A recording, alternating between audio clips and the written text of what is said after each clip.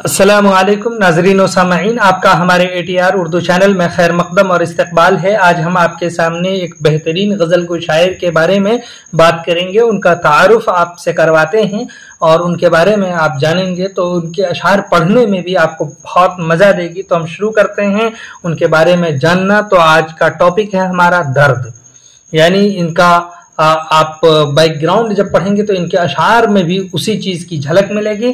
तो यहाँ पर इनका एक मुख्तसर सा परिचय है, तारुफ है। तो ख्वाजा मीर नाम और दर्द तखल्लुस था। तो इनका असल नाम क्या है? ख्वाजा मीर और तखल्लुस दर्द है, ये याद रखिए।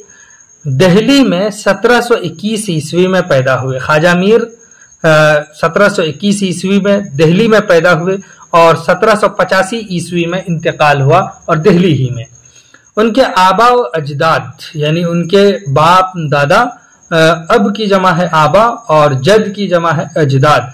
अब मतलब बाप और जद मतलब दादा होता है, उसी से ये प्लूरल बनाया है। उनके आबा व अजदाद औरंगजेब के अहद में बुखारा से दिल्ली आए थे। कोई आया होगा और आया कहाँ से? बुखारा से आया था।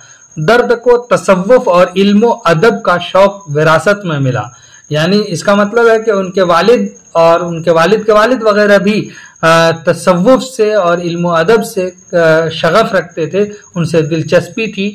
और कोई चीज बाप दादा से मिले तो वो विरासत कहलाती, विरासत में मिला है। उनके बुजुर्गों का ताल्लुक तसव्वुफ के नक्शबंदिया सिलसिले से था। उनके बुजुर्गों का ताल्लुक तसव्वुफ के किस सिलसिले से था? नक्शबंदिया सिलसिले से था। इसीलिए ख्वाजा दर्द का ताल्लुक भी नक्शबंदिया सिलसिले से है। आपसे पूछा जाएगा ख्वाजा दर्द किस तसव्वुफ के सिलसिले से ताल्लुक रखते हैं, तो इसका जवाब आपके लिए इजी है। वालिद ख्वाजा मोहम्मद नासिर फारसी के अच्छे शायर थे। उनके वालिद का नाम है ख्वाजा मोहम्मद नासिर। तो ये किसके थे? फारसी के अच्छे शायर थे और अंदलीब तखल्लुस करते थे। तो अंदलीब किनका तखल्लुस है? उनके वालिद, जिनका नाम है ख्वाजा नासिर। दर्द ने भी शेर गोई का आगाज फारसी जुबान में किया। इन्होंने भी अपने शायरी का आगाज फारसी जुबान से किया है और बाद में उर्दू की तरफ तवज्जो की। दर्द ने शायरी के अलावा नस्र निगारी की तरफ भी तवज्जो की, यानी शायरी के अलावा इन्होंने नस्र भी लिखे हैं, प्रोज भी लिखे हैं और इब्तिदाए उम्र से ही तसनीफ व तालीफ की तरफ माइल रहे, यानी तसनीफ व तालीफ करते रहे और कई रसाले अपनी यादगार छोड़े जो फारसी जुबान में हैं।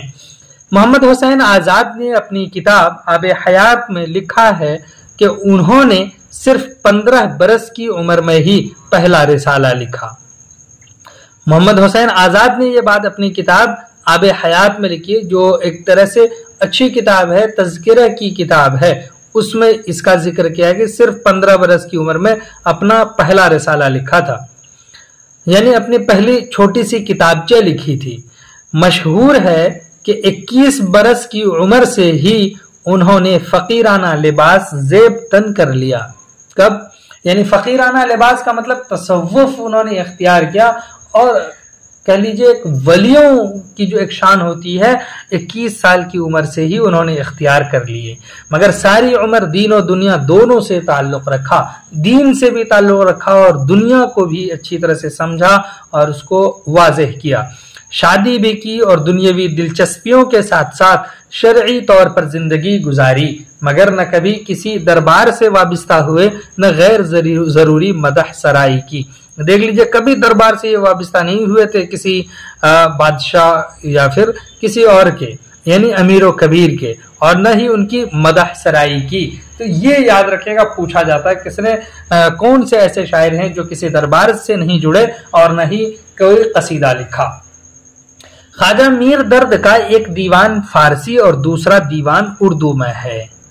उनकी गजलें ज्यादा तवील नहीं होती, आम तौर पर 5, 7 या 9 अशार लिखे हैं, यानी इससे ज्यादा उन्होंने गजल में अशार नहीं डाले, नहीं लिखे हैं। तसव्वुफ से कुर्बत यानी करीब होने की वजह से के सबब उनके ख्यालात में संजीदगी, मतानत और दर्दमंदी है। تصوف سے قربت کی وجہ سے یہ ساری چیزیں سنجیدگی ہے، کسی بات کو کہتے ہیں تو بہت سنجیدہ ہو کر اور بہت سوچ سمجھ کر اس کو نپی تلے انداز میں ہی کہتے ہیں، اور درد مندی بھی ہے، یعنی اس کے جو جذبات ہیں وہ درد سے لبریز ہیں، سوز و گداز کی بھی کمی نہیں ہے، یعنی غم و اندوہ بھی ہے، اس میں افسردگی بھی ہے، کلام میں بے حد روانی اور آمد ہے، روانی ہے اور اسی کو آمد کہتے ہیں۔ انداز بیان عام طور پر سیدھا سادہ اور سلیس ہے، بالکل پیارا سا نرالا ہے، ایسا لگتا ہے کہ ان کے دل پر عشق الہی کے سبب جو کچھ گزرتی ہے اسے اشعار میں بیان کر دیتے ہیں، عشق الہی کی وجہ سے جو کچھ بھی ان کے دل پر جو خیال گزرتا ہے اس کو کہہ جاتے ہیں اشعار میں۔